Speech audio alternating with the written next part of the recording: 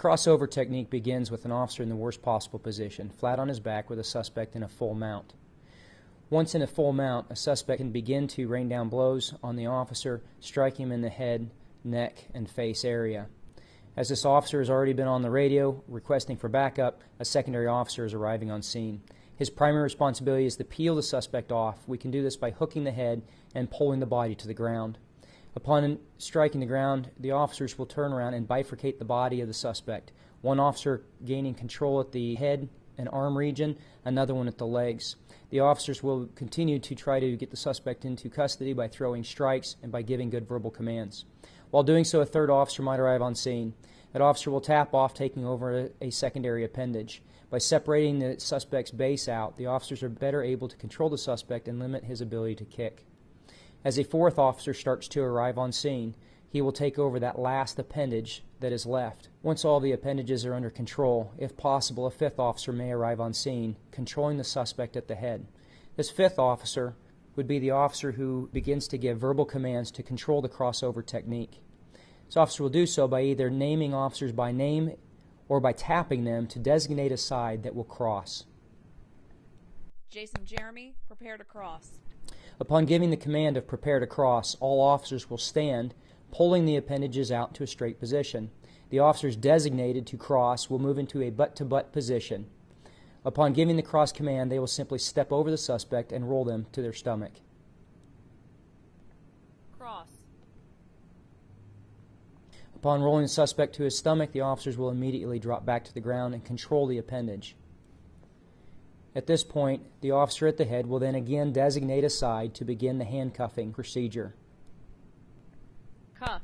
The arm is swept low to the ground and brought to the middle of the back, and a handcuff applied. Once the handcuff is secure, the officer will tap off on the other side, informing them to sweep the arm again low to the ground and up to the middle of the back.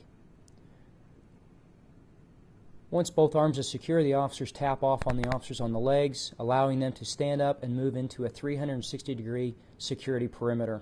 The officer on the ground will then roll the suspect to his side and begin a cursory pat-down search.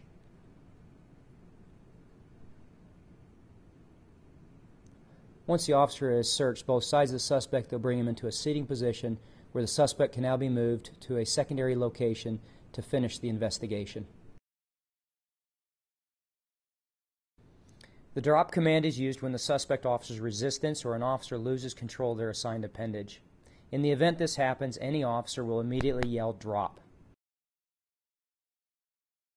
Drop!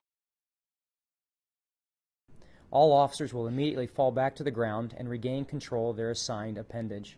When the suspect is again under control, the officer at the head will again give the prepare to cross command and complete the crossover technique. To add clarity, the person at the head who's controlling the head, place the head pointed to the side, both hands on top pushing down. The purpose is to control the head to limit suspect movement and also to protect the suspect's head to keep it from thrashing around and being injured while on the ground. Another option for the person at the head is to utilize pressure points, such as the mandibular angle located directly below in front of the ear on the jawline. Another option for controlling the arms is to place the forearm of the officer directly underneath the elbow of the suspect, then figure four-ing back on his own hand. By doing so, he'll create a lever. By pushing down on that lever, the closer the officer reaches towards the wrist, the greater pressure he'll receive on the suspect's elbow and forearm area. This lock is incredibly effective for creating pain compliance. While controlling the arms, a gooseneck can be employed. The officer will simply put the suspect's elbow on the ground, folding their arm over the top, their hand over the top, pressing down on the hand, creating tension, pressure, and pain compliant. Moving to the feet, an officer can perform an Achilles lock by placing his forearm underneath the Achilles tendon, figure four-ing back on his own wrist, and pressing the toes away, looking for that pain compliance. Another angle of the same move can be applied by placing the toes underneath the armpit and hooking the heel, placing the forearm directly underneath the Achilles again. By figure four-ing back on the body, all the officer must do to create pain compliance is to arch his back and lean back. To assist with turning the suspect, if the officers will point the toes in the direction they intend to turn the suspect, placing one hand on the toes, another on the heel, as they step through to rotate the suspect, they can turn the foot almost like a steering wheel on a car to turn the suspect onto his stomach. This requires less force and results in less injury to a suspect.